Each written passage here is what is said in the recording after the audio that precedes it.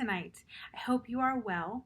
I have another bedtime story for you tonight, and this one's a little out of season, but it's one of my very favorite stories. It takes place at Christmas. This one's called The Crippled Lamb by Max Lucado. And I took this one out of our Christmas stash of books because it is such a beautiful story, and God's Word has a lot to say about being sheep or being lambs. And so I wanted to read you this story because one of my family's favorites.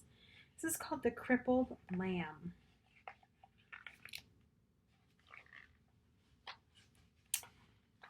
Once upon a time, in a sunny valley, there lived a little lamb named Joshua.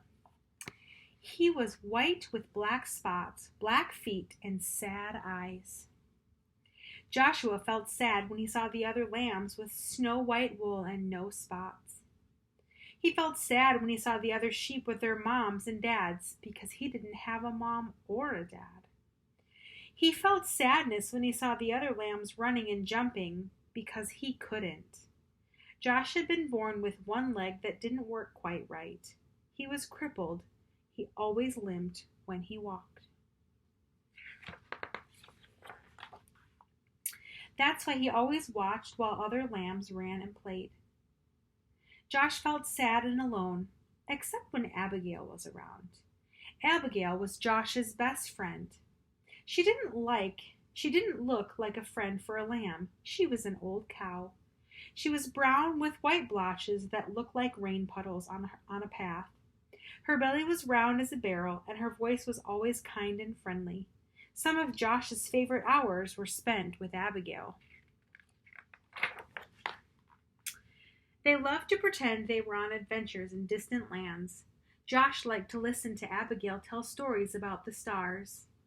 They would spend hours on the hill looking into the valley. They were good friends. But even with a friend like Abigail, Josh still got sad. It made him sad to be the only lamb who could not run and jump and play in the grass. That's when Abigail would turn to him and say, "Don't be sad, little Joshua. God has a special place for those who feel left out." Josh wanted to believe her, but it was hard. Some days he just felt alone. He really felt alone the day the shepherds decided to take the lambs to the next valley where there was more grass. The sheep had been in this valley so long the ground was nearly bare. All the sheep were excited when the shepherd told them they were going to a new meadow.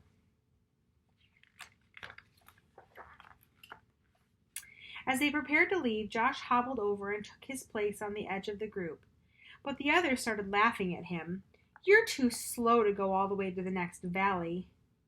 "Go back to Slowpoke. We'll never get there if we have to wait on you. Go back, Joshua."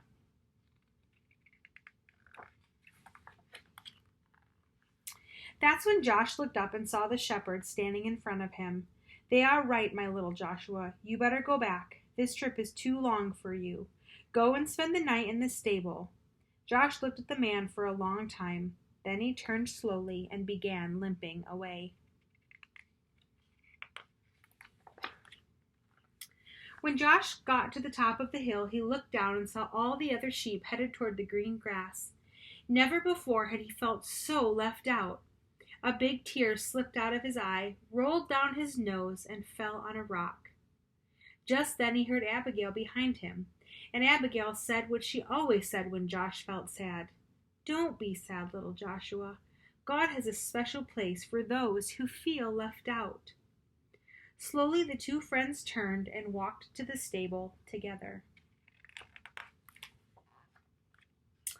By the time they got to the little barn, the sun was setting like a big orange ball.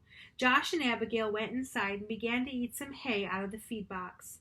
They were very hungry, and the hay tasted good. For a little while, Joshua forgot that he had been left behind. "Go to sleep, little friend," Abigail said after they finished eating. "You have had a hard day." Josh was tired, so he lay down in the corner on some straw and closed his eyes.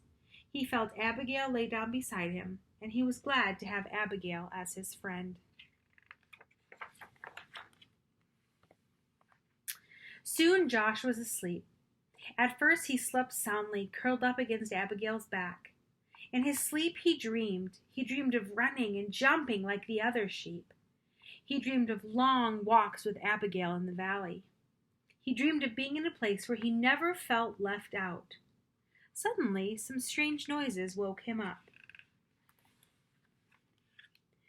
"Abigail," he whispered, "wake up, I'm scared."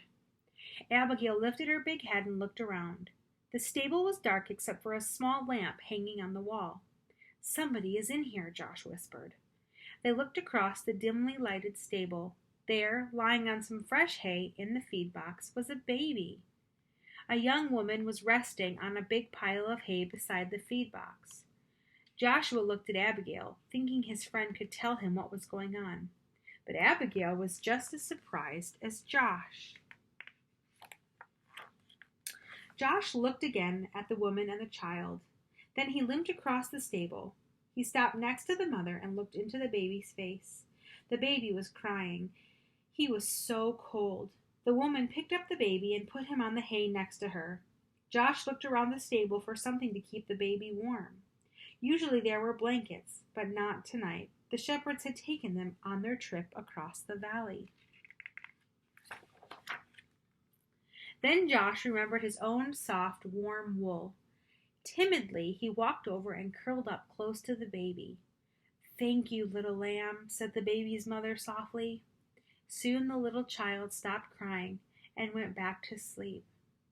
About that time, a man entered the stable carrying some rags. "I'm sorry, Mary," he exclaimed. "This is all the cover I could find."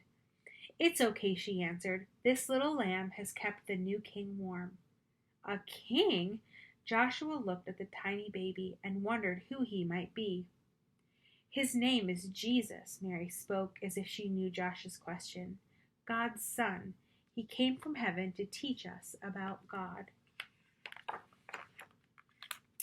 Just then there was another noise at the door. It was the shepherds, the ones who had left Joshua behind. Their eyes were big and they were excited.